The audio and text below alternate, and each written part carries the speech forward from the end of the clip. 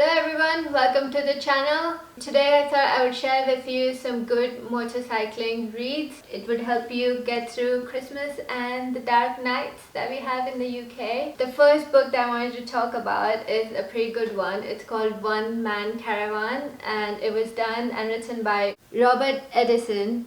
One Man Caravan. He rode a Douglas twin. It was a modified Douglas twin. And this guy rode around the world in 1932, so that was pre-World War II. He mostly traveled, a lot of it about Middle East countries, and it's very, very interesting. There are some really good pictures in the book, so it helps you set the scene. I'll put the details of all the books I'm going to talk about in the description below. So that's the first book. Then how can we not talk about Ted Simon's Jupiter's Travels? A lot of motorcycling has been inspired by Ted Simon, motorcycling around the world. So he left from the UK in 1973 and he traveled 63,000 miles. This one is very good read. You get them on audiobooks as well. So Ted Simon rode a Triumph Tiger, 500cc Triumph Tiger all around the world. Ted Simon released another book which was Jupiter's Travels in Camera. So this book does not have pictures, but this one is especially a picture book in color. So it's really, really good. Then we have Elspeth. So this book's called Lone Rider and it's written by Elspeth Beard and she's been all around the world and she started her journey in 1982. She's the first British woman to motorcycle around the world. This one's a really good read. It also comes in an audiobook again, which is another good one to listen to. Elspeth Beard rode her BMW R60. She's just released the Lone Rider, the photographs book as well, similar to Ted Simon, what Ted Simon did. So she's got pictures in these as well. I haven't gone through this one yet. It's pretty fresh. I can smell the new smell of a new book. I'm excited to read this and go through the pictures. So that's another one. It's very inspiring, especially for women. Then we have, in the recent years after 2000, we've got Nathan Millward, great guy to meet in person, down to earth.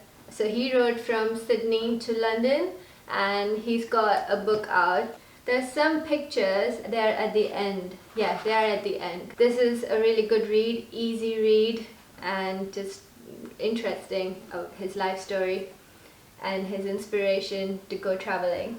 After this book, he went around America and he released another book. It's called Running Towards the Light. So that was a journey across America. And I forgot to mention, both these trips have been done on a 105cc postie bike, which is really interesting.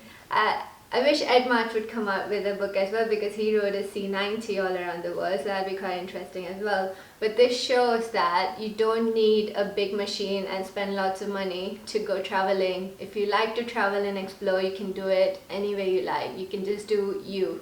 These two were good reads. And then we've got Home by 7, which is Steph Jevons, I don't know if I'm saying that right. This is another one. So this lady, Steph, she rode around on 7 continents, all 7 continents, including Antarctica, which is pretty impressive.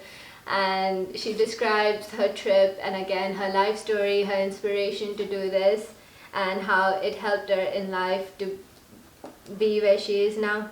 And this one again's got pictures in between along with the story.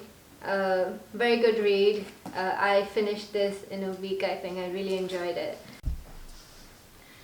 Apart from the books that I've just shown you, the hard copy books, there are some really good audiobooks as well. These audiobooks are also available as books, but we have only listened to the audiobook version of them, and there's one that's highly recommended is Sam Manicom. and he rode his BMW R80 GS around the world. I think he traveled for 8 years. He's got 4 books. I need to get my cheat sheet for this. He's got 4 books which are Into Africa, Distant Suns, Under Asian Skies, and Tortillas to Totems. Mouthful. But these audiobooks are really interesting. I listen to them when I'm driving to work and from work, and they just captivate you. You can't digress when you're listening to them. But there are hard copy versions of these available as well, so you can get them, or the audiobooks, but audiobooks are highly recommended. Apart from all these amazing books, there are some that I came across, especially for women. It was Blind Curves, which is another audiobook available on Audible by Linda Krill, and it's about a lady who is she's older, she's around 57, and she's just looking for a new adventure, and how she overcomes her fears and anything that she's scared about, and keeps on it until she gets her motorbike license and she goes on a trip. It's quite interesting to listen to. Then there is a Kindle book that I read, which is called Long Roads and Lipstick by Lynn Aitken, and that's an interesting read as well. So I think I've given enough titles for you to enjoy over Christmas and a bit more next year as well. I hope you pick up one of these books and just make your life a bit more merry. Merry Christmas!